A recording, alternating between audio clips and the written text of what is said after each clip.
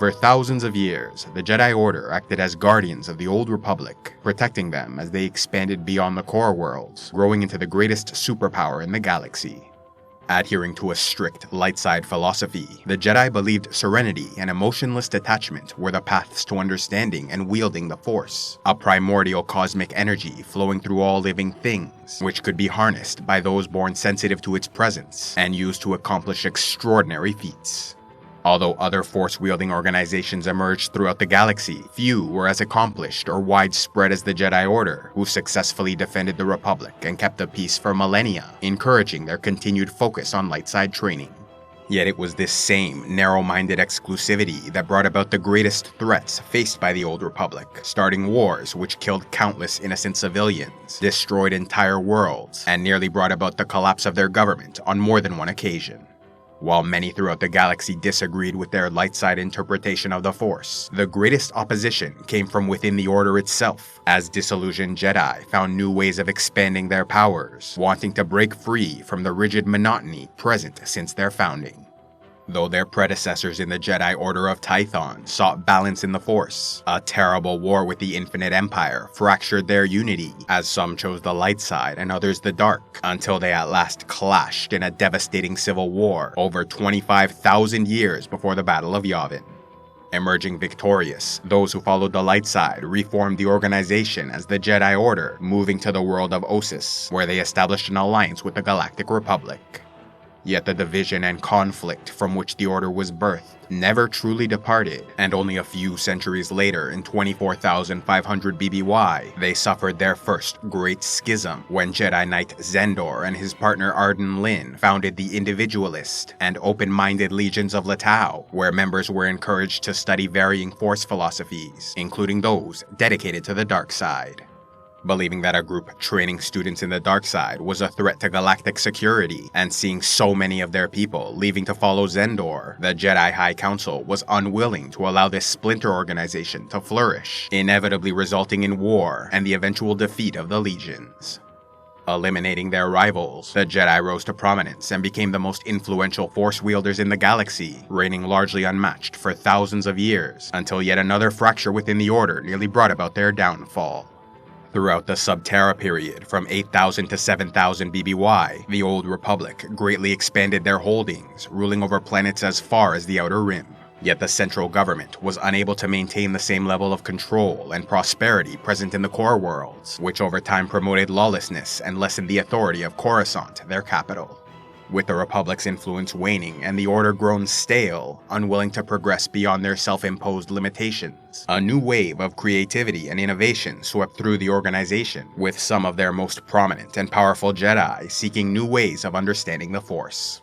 Experimenting with dark side abilities and alchemy, these Jedi found they were capable of achieving so much more than their traditional teachings suggested, including the manipulation of life itself, transforming animals into monsters, mutant warriors, and mounts. Fearing these forays into the dark side, the Jedi Council condemned their actions and forbid the continued use of these techniques. Unwilling to abandon this exciting new direction with seemingly limitless potential, the Dark Jedi left the Order in 7003 BBY, considering themselves the heirs of Zendor's bold heresy many years earlier. Similar to what occurred in the past, this Second Great Schism inevitably led to war in 7000 BBY, but this time the conflict endured for a century, known as the 100-Year Darkness.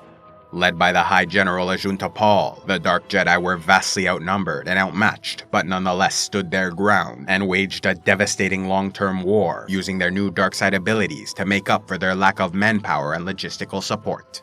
Serving under Ajunta Pall, some of the most prominent Dark Jedi leaders were Zozan, Marchioness of the Mighty Black Legion, Fleet Admiral Baron Remulus Drapa, the Great Tactician Karnus Mur, and Master Alchemist Sorzu Sin. Among the many creations Sorzu Sin unleashed upon the Jedi, there were Shamblers, Howlers, Pit Horrors, and by the end of the war, spirit-devouring Leviathans, described as living superweapons capable of swallowing the life energy of enemy soldiers to store in blister traps on their backs.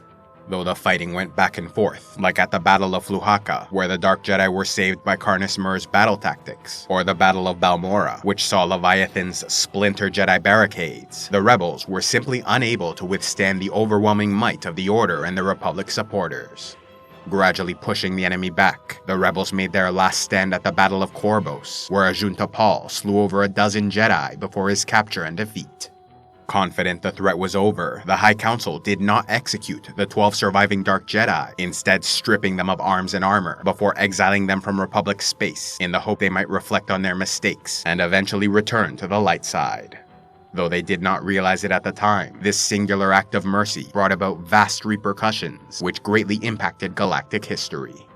Among those who survived and became known as the Exiles, there were the leaders Ajunta Pall, Zozan, Remulus Drapa, Karnus Mur, and Sorzu Sin, while the rest were lesser Dark Jedi of relatively little importance. Somewhat prepared for the journey ahead of them, Ajunta Pall spent years researching rumors about a faraway species entirely devoted to the dark side, and so directed their ship to the Stygian Caldera Nebula, where he believed they were located.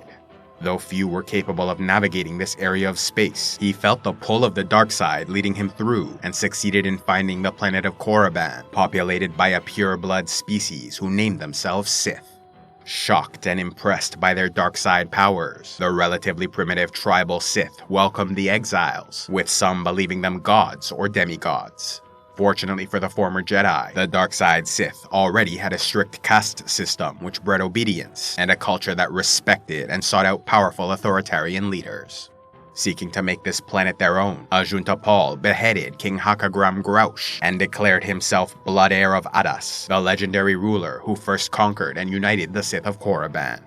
Taking the title Dark Lord, the other exiles were named Shadowhands and Lords of the Sith, given positions of great power and prominence in their society. Though the exiles greatly advanced Sith technology and civilization, they embraced local culture to create a new Sith Order and Empire. Expanding beyond Korriban, they mapped the entire Stygian Caldera Nebula, which protected their region of space, and discovered the Nash Belfia hyperspace route, connecting Korriban, Ziost, Cardelba, Relg, and Krayus, the 5 central worlds that made up their new Sith Empire. Making Ziost their throne world and Korriban their tomb world, the exiles used alchemical crossbreeding to intermix with the Sith, eventually combining them into a single species entirely dedicated to the dark side of the Force. Still consumed with a burning hatred for the Jedi, Remulus Drapa gathered an army and returned to Republic space, where he launched a failed attempt to destroy the Jedi Order, thereby alerting them that the exiles were still alive and possibly thriving somewhere in unknown space. Though Drapa and his followers were eager to continue the war, the other Sith Lords were content to remain in relative isolation, but never forgot about the 100-year darkness, passing down their deep hatred for the Jedi Order to subsequent generations, until nearly 2,000 years later, when the Dark Lord Naga Sadow followed in Drapa's footsteps by leading their armies back to Republic space, where they launched the Great Hyperspace War, which devastated the galaxy. Despite the Jedi once again emerging victorious, the consequences of the Second Great Schism continued to wreak havoc for thousands of years to come, as the Sith could not be eradicated, re-emerging time after time to wage war against their eternal enemies. A special thanks to all those who contribute to Civilization X, like Tamika the Black Wolf, Renee the Demigod, and Admiral Flint. If you'd like to help the channel, be sure to give a like, leave a comment, subscribe, and click on the links below, or else go to patreon.com/civilizationx, where you can gain early access to videos, vote on future content, and watch the Patreon-only series, Heroes of Lore and Legend.